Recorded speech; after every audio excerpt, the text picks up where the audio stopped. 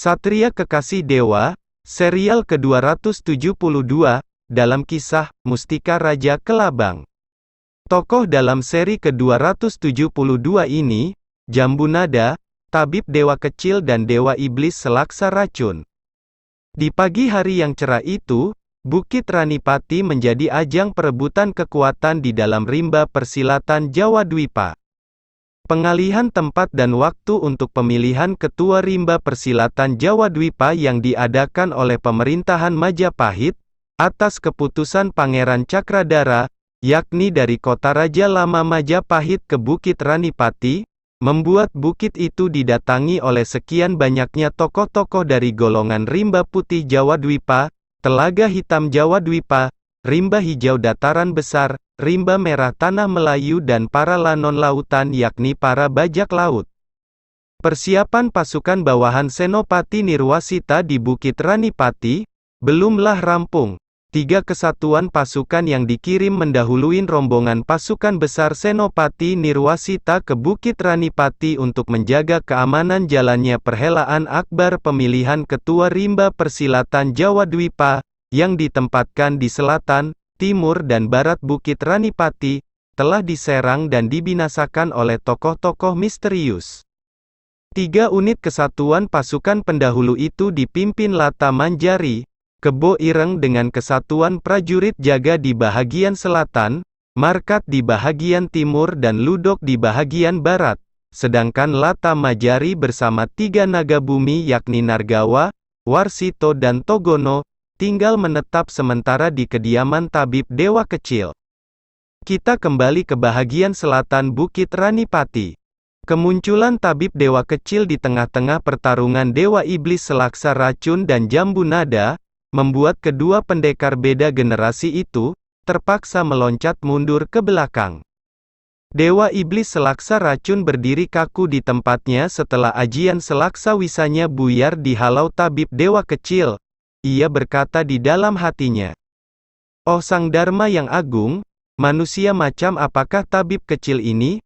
Hawa serangan ajian selaksa wisaku lenyap begitu sahaja sebelum menyentuh tubuh kecilnya. Ilmu yang membawaku merajain Telaga Kuning Campa.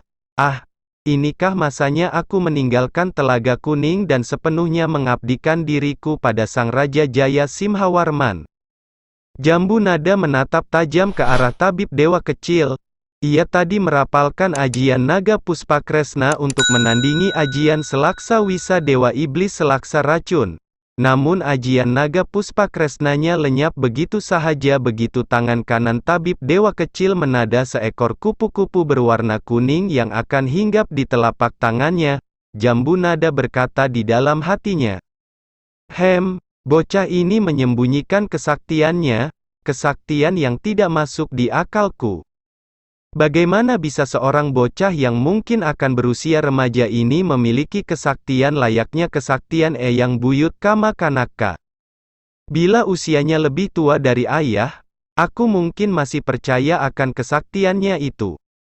Ah, aku baru sadar, ilmuku tidak ada apa-apanya. Memang naga Puspakresnaku belum di tatanan akhir, namun tidak juga akan semudah itu membuyarkan hawa sakti naga Mandana dan Mandini yang kurapalkan ke dalam ajian naga Puspakresnaku. Bocah tabib ini hanya tahunya bermain dengan kupu-kupu sahaja. Ah, seakan-akan aku diperolok-olok olehnya. Mengingat bocah ini semalam sempat mengundang aku dan Dinda Rani bersama Nilam ke podoknya di puncak bukit. Namun belum sampai puncak bukit, ia tiba-tiba sudah berada di samping kami hingga membuat kami terkejut. Ia menitipkan sebuah kitab dan meminta kami ke barat bukit menemuin pria berambut perak itu. Ah, pria berambut perak itu hanya melirik sesaat sahaja pada kami dan lenyap begitu sahaja. Ia sempat berpesan padaku melalui ilmu pengirim suara untuk memberikan kitab titipan bocah tabib ini ke Eyang Buyut Kama Kanaka. Ada hubungan apa antara pria berambut perak dengan Eyang Buyut Kama Kanaka? Tak kusangka, rimba persilatan memiliki pendekar-pendekar yang kesaktiannya mungkin menyamain para dewata. Tabib dewa kecil dengan kupu-kupu berwarna kuningnya, mendekati dewa iblis selaksa racun, Setelah kedua kakinya merapat di hadapan Dewa Iblis Selaksa Racun yang berjarak 1 tombak jauhnya, tabib dewa kecil berkata pada Dewa Iblis Selaksa Racun, "Koksu Murong, bukankah 1 purnama yang silam, engkau datang kepadaku di pondok bambuku, dan engkau sudah berjanji kepadaku sebelum aku mengobatin dirimu dari amukan jalan darah terbalik akibat engkau terlalu bersemangat menelan hawa bisa beracun dari binatang purba Raja Kelabang Gunung Semeru. Ingatkan engkau dengan janjimu itu? Katakan sekali lagi janjimu itu supaya aku tahu engkau masih ingat." Wajah Dewa Iblis Selaksa Racun yang awalnya sudah putih pucat itu, semakin pucat melebihin pucatnya mayit. Ia nampak serba salah begitu ditanya perihal janjinya kepada tabib dewa kecil. Perlu masa beberapa kejap mata bagi Dewa Iblis Selaksa Racun menjawabnya. Setelah menenangkan dirinya, barulah Dewa Iblis Selaksa Racun menjawab pertanyaan tabib dewa kecil. "Tabib, aku seorang pria. Janjiku padamu tidak akan aku ingkarin. Aku berjanji setelah sembuh dari mustika bisa beracun Raja Kelabang Gunung Semeru, aku akan pergi dari Bukit Ranipati melanjutkan perjalanan ke kota Raja Baru Majapahit." Tabib dewa kecil mengangguk lalu berkata, "Koksu Murong, aku bukanlah orang yang tidak memandang orang yang lebih tua. Lebih baik engkau menunaikan tugas dari rajamu pada Ratu Majapahit. Lihatlah perjalananmu ini terhambat oleh ulahmu sendiri. 1 purnama engkau dan pasukanmu di bukit ini, hanya karena engkau terlalu bersemangat meningkatkan kesaktianmu dengan menelan batu mustika bisa Raja Kelabang Gunung Semeru yang menyebabkan hawa bisa beracun Raja Kelabang memangsa hawa murni di tubuhmu. Engkau harus mengetahui bahwa kesaktianmu menurun. Ajian Selaksa Wisamu yang tadi sempat kunikmati, sudah tidak sepenuhnya memiliki hawa gempuran. Bila sahaja ajian pamungkas dari anak muda itu bertemu dengan ajian Selaksa Wisamu, aku pasti engkau akan menjadi salah satu mayit dari sekian banyaknya mayit di Bukit Ranipati ini akibat perseteruan para pendekar.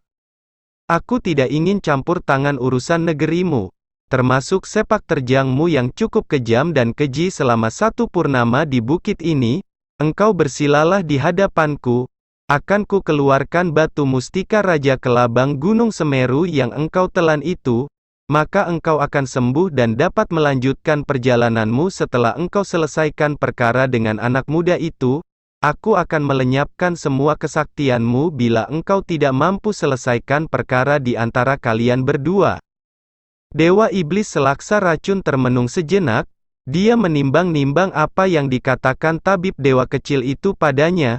Lalu ia duduk bersila seperti yang diminta oleh tabib dewa kecil. Bertanyalah ia pada tabib dewa kecil, "Tabib, bagaimana dengan hawa murni asalku? Apakah aku akan menjadi manusia biasa tanpa kesaktian bila hawa murni asalku ikut serta keluar?" Tabib dewa kecil tersenyum dan ia pun ikut duduk bersila di hadapan Dewa Iblis Selaksa Racun kemudian meletakkan telapak tangan kirinya di ubun-ubun kepalanya. Berkatalah ia untuk menjawab pertanyaan dari kakek tua itu. "Koksu Murong, sudah pasti hawa murni asalmu hanya tersisa sepinggang. Aku tidak lenyapkan hawa murni asalmu. Melihat sepak terjangmu selama di bukit ini, seharusnya ku lenyapkan sahaja ilmu kesaktianmu. Namun melihat bakti pada negerimu, ku urungkan niat itu. Dengan sisa separuh kesaktianmu, engkau masih pendekar pilih tanding, engkau pengikut Sang Dharma yang suci. Jalan Dharma yang suci tidaklah buruk untukmu di kemudian hari. Sekarang terimalah hawa 5 elemenku ini."